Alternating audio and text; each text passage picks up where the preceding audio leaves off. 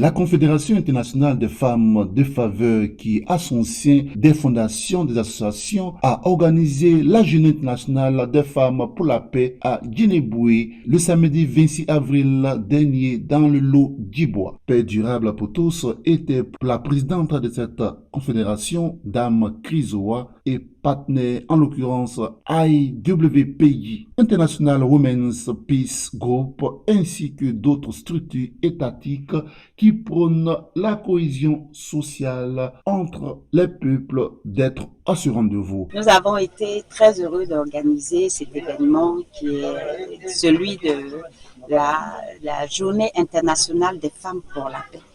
Et nous savons tous que la paix, c'est un petit mot, mais un mot très important, qui est un mot très précieux pour le monde.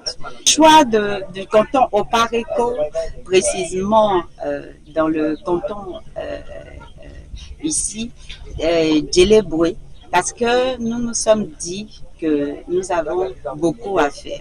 Donc nous avons choisi juste le village pour déjà inciter les femmes de ce village, comme c'est par ce village que le canton commence, pour que celle-ci aussi puisse propager. Donc il y a un effet papillon au travers du premier village pour les autres villages. C'est la Journée internationale des femmes pour la paix qu'organise notre association IWPJ chaque année le 26 avril de chaque année. C'est un peu commémorer en fait la paix par les femmes et pour les femmes.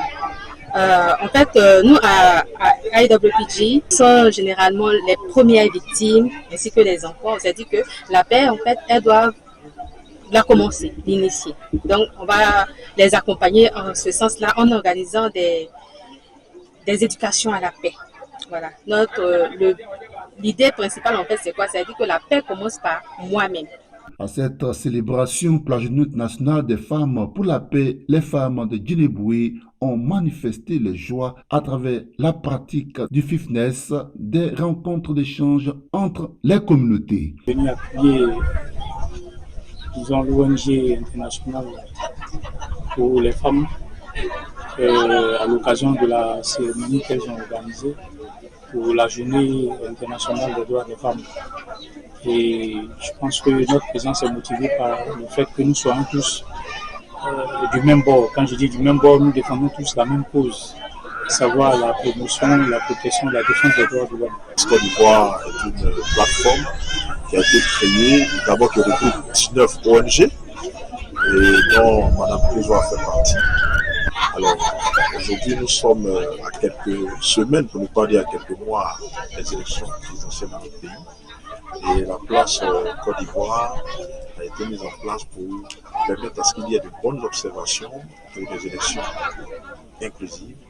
Donc, c'est un peu la raison de ma présence ici, pour encourager Mme Krizoa dans ce qu'elle est en train de faire.